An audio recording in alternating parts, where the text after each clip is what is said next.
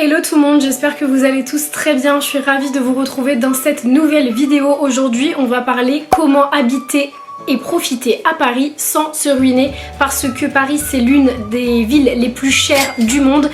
C'est clairement la ville où l'immobilier est le plus cher en France. Voilà, donc c'est pas facile en fait quand tu payes ton appart 1000 balles de pouvoir te faire plaisir à côté, que ce soit en termes de resto, en termes de visite, en termes de sortie, tout ce que tu peux avoir envie de faire, et juste la vie en fait en général. Paris c'est une ville vraiment très très chère, donc je me suis dit que du coup comme là je suis à la fin de mon stage de 6 mois à Paris, c'est la première fois que j'ai habité à Paris, j'avais jamais habité à Paris avant, et clairement ça m'a coûté un bras, mais j'ai quand même trouvé des petites alternatives pour permettre de pas payer tout trop cher finalement. Et du coup il y a quelques astuces que je voulais vous donner. Cette vidéo elle a pas uniquement pour but d'aider les étudiants, bien sûr c'est un contenu qui est un peu orienté étudiant, parce que c'est bien connu, quand t'es étudiant t'as pas énormément de moyens, mais en fait je pense que ça peut aider des personnes de tous les âges, parce que clairement Paris c'est une ville tellement chère que les astuces que je vais vous donner, je pense que c'est important de les connaître et que ça peut en aider un grand nombre. Si jamais vous ne me suivez pas sur Instagram, je vous invite à me rejoindre, je suis hyper active en story, je vous fais du contenu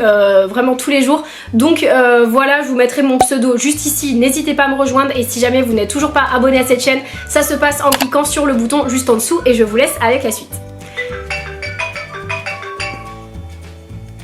Oui. Oui. Coucou, ça va? Bah oui, tu m'avais appelé tout à l'heure. Oui, je t'ai laissé un message pour savoir à quelle heure tu voulais qu'on se voit. Bon, bah écoute, bisous, à plus tard. Oui, alors. à tout à l'heure, bisous. Bisous. Excusez-moi. Alors il faut savoir que moi je fais toujours mes courses dans un magasin qui s'appelle Nous Anti-Gaspi. C'est un magasin qui est spécialisé du coup dans l'anti-gaspillage, et tous les produits sont vendus entre moins 20 et moins 50%. Donc je vous en ai déjà parlé dans une vidéo précédente qui était ma vidéo sur mes courses étudiantes zéro déchet. Si jamais vous n'avez pas vu, je vous la mettrai dans le petit i juste ici.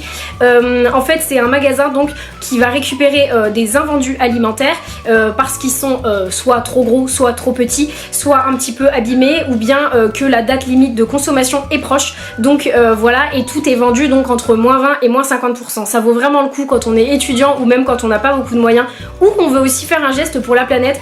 C'est vraiment bien. C'est un magasin voilà qui est économique, écologique, et du coup moi je m'en sors avec des paniers de courses pour à peu près une vingtaine d'euros grand max pour une semaine, pour matin, midi et soir pour moi. Donc ça c'est vraiment cool, je vous recommande d'aller dans ce magasin. Il est situé du coup plutôt au nord de Paris, et je crois qu'il est au bout de la ligne 7 bis, il me semble, à l'arrêt qui s'appelle Pré Saint-Gervais. Deuxième conseil concernant vos courses que je vous recommande, c'est de vous rendre dans des magasins de vrac. Alors si vous allez dans des magasins bio, c'est un petit peu plus cher bien sûr, parce qu'il va y avoir un rayon vrac qui va être un peu cher, mais par contre si vous vous rendez dans des magasins spécialisés dans le vrac, notamment il y a plein de chaînes à Paris qui existent. Moi je vous en cite une que je connais qui s'appelle Day by Day, après j'en connais pas d'autres, mais je sais qu'il y en a plein à Paris. En tout cas le fait de vous rendre dans des magasins de vrac, vous allez payer uniquement le contenu de ce que vous achetez et pas le contenant. Donc ça déjà ça va vous faire des économies vraiment de ouf. Moi j'ai des bocaux chez moi grands comme ça que je remplis de pâtes pour à peu près 80 centimes. Donc ça vaut vraiment le coup de se rendre en magasin de vrac pour encore une fois l'environnement, mais surtout pour votre porte-monnaie. Toujours pour tout ce qui est nourriture, je vous recommande d'utiliser une application, je pense qu'il y en a pas mal maintenant qui la connaissent, qui s'appelle Too Good To Go. C'est une appli qui vous permet de récupérer du coup des invendus alimentaires où vous voulez en fait, dans les commerces autour de chez vous, et ça c'est vraiment top. Pour quelques euros vous pouvez récupérer par exemple chez Monoprix des invendus, donc ça va être bien sûr un panier surprise en fait, vous choisissez pas ce qu'il y a dedans, mais par exemple pour 3-4 euros vous pouvez vous en sortir avec plein de viande, vous pouvez avoir des salades, vous pouvez avoir des gâteaux en fait, des produits qui arrivent du coup en date limite de consommation, donc ça c'est vraiment top. Pour quelques euros €. Pareil, si jamais par exemple vous avez envie de manger des sushis, et bien au lieu de claquer 20 € par personne chez Sushi Shop, ça peut vous permettre de vous faire plaisir pour 5-6 €. Voilà, vous pouvez trouver des trucs vraiment pas chers et ça vaut vraiment le coup. Moi je le fais souvent du coup dans les boulangeries autour de chez moi et ça me permet de récupérer par exemple des sandwichs, des pains voilà, qui n'ont pas été vendus. Ça me permet de récupérer aussi des viennoiseries, parfois des pâtisseries, enfin voilà, bien sûr vous choisissez pas, mais ça vous fait faire un geste pour l'environnement et encore pour votre porte-monnaie, parce que du coup vous allez pouvoir vous faire plaisir tout en payant vraiment très peu cher, ou du moins beaucoup moins cher que si vous alliez faire vos courses par exemple, ou bien si vous avez envie de vous faire un petit plaisir. On continue dans la lignée nourriture avec tout ce qui va être restauration. Donc on le sait, les restaurants à Paris, il y en a quand même pas mal qui sont assez chers.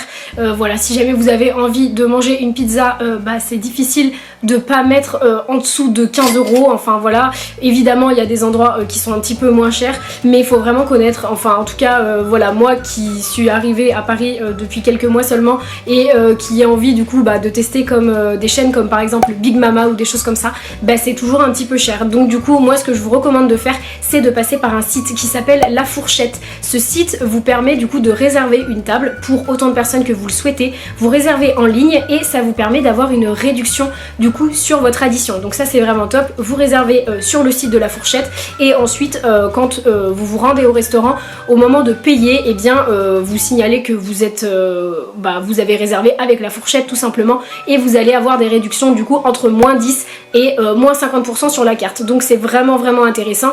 Pour un repas par exemple pour deux, vous en tirez pour 20 € au lieu de 40, donc ça vaut vraiment le coup quand c'est à -50% par exemple. Mais quoi qu'il en soit, ça vous permet de pouvoir aller au resto et de vous faire des petits plaisirs sans vous ruiner. Pour tout ce qui va être les activités culturelles, donc je vous recommande d'aller faire un tour sur les sites des endroits que vous avez envie de visiter, parce qu'il y a beaucoup de choses qui sont gratuites pour les moins de 25 ans ressortissants de l'Union Européenne. C'est-à-dire que si vous avez moins de 25 ans et du coup que vous êtes né dans l'Union Européenne, enfin voilà, vous résidez dans l'Union Européenne, et bien vous allez du coup avoir accès à la visite gratuite. Donc moi c'est ce que j'ai fait quand je suis allée par exemple visiter l'Arc de Triomphe. Je suis montée tout en haut de l'Arc de Triomphe et j'ai payé littéralement 0 €. Donc ça vaut vraiment le coup. Il faut juste avoir du coup votre carte d'identité, parce que du coup il y a votre nationalité dessus et voilà, il y a votre âge également, mais en tout cas vous payez 0 €. Donc ça c'est vraiment top, ça vaut le coup. Et également je vous recommande d'aller sur certains sites comme par exemple Le Bonbon. C'est un média en fait qui partage beaucoup sur Facebook, et ils ont également un site internet et ils font des articles par exemple comme je sais pas moi, les 10 plus jolis passages à voir à Paris, les 10 plus jolis quartiers dans lesquels se balader à Paris. Et ça vous coûte rien en fait d'aller vous balader dans des jolis quartiers, mais ça vous permet de pas dépenser un centime et de pouvoir profiter de la vie parisienne quand même. Moi je sais que j'habite pas loin de Montmartre et vraiment c'est devenu mon quartier préféré. C'est un plaisir d'aller se balader là-bas et franchement ça vous coûte 0 €. Vous n'avez pas à mettre 10 € pour aller visiter un musée, et franchement vous vous baladez et il y a juste des endroits vraiment magnifiques à découvrir. Pour tout ce qui va être les logements, donc bien sûr il faut faire appel à son réseau. Essayez au max de faire appel à votre réseau, que ce soit les amis, la famille, voilà, votre école, je sais pas, n'importe qui, des gens que vous connaissez. Faites appel à votre réseau pour essayer de trouver un appart, parce que vraiment cette ville c'est un enfer pour trouver un appart. Donc sur ça voilà. Également si jamais vous avez envie de payer moins cher, n'hésitez pas à faire des colocs. Ça coûte beaucoup moins cher, ça vous divise le loyer vraiment par 2 ou par 3, et ça vous permet en plus de ne pas être tout seul. Donc c'est souvent très cool et surtout très rentable. Une fois que vous avez vos apparts, n'oubliez pas de demander les APL à la CAF, du coup parce que ça vous permet quand même d'avoir une grosse réduction sur votre loyer. En plus quand vous êtes en coloc ou quand vous êtes en couple, bref quand vous habitez à plusieurs dans un appartement, vos APL sont plus élevés. Voilà, et moi pour vous donner un ordre d'idée, du coup là dans mon appart de 20 mètres carrés, je le paye du coup 900 € et j'ai quand même 200 € d'APL. Donc ça vaut vraiment le coup de remplir ces dossiers de CAF, parce que franchement ça vous fait une économie à l'arrivée qui n'est vraiment pas négligeable. Toujours pour le logement, je vous recommande de regarder un petit peu, parce que bien sûr il y a des quartiers qui sont plus ou moins demandés, donc forcément il y a des quartiers qui sont plus ou moins chers à Paris. Tout est globalement très cher, on peut le dire, mais il y a des quartiers qui vont être plus ou moins chers. Voilà, si vous êtes dans des quartiers touristiques très visités, si vous êtes proche du centre, etc., vous allez payer beaucoup plus cher que si vous êtes un petit peu autour. Après bien sûr voilà, il faut se renseigner renseigner, regardez un petit peu sur les sites ce qui se fait, mais franchement n'hésitez pas à vous renseigner avant parce que là pareil vous pouvez économiser si jamais vous vous éloignez, parfois de 2-3 stations de métro, vous pouvez vraiment économiser des centaines d'euros, donc ça vaut le coup de se renseigner. N'hésitez pas à essayer de passer par des plateformes du coup de particulier à particulier, notamment comme Le Bon Coin, etc.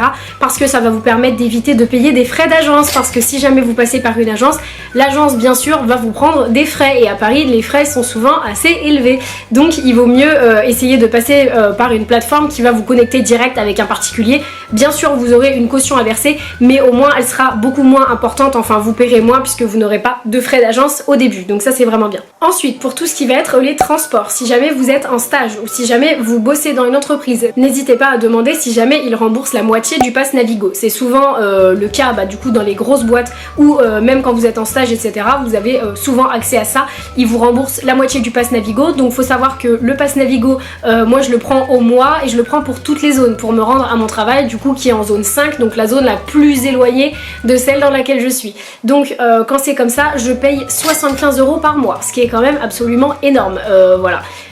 C'est vrai que ramener à l'Île-de-France c'est pas très gros parce que voilà tu peux te balader dans toute l'Île-de-France, mais néanmoins c'est quand même un sacré budget, donc il faut quand même voilà, se renseigner auprès de vos stages, de vos entreprises, etc.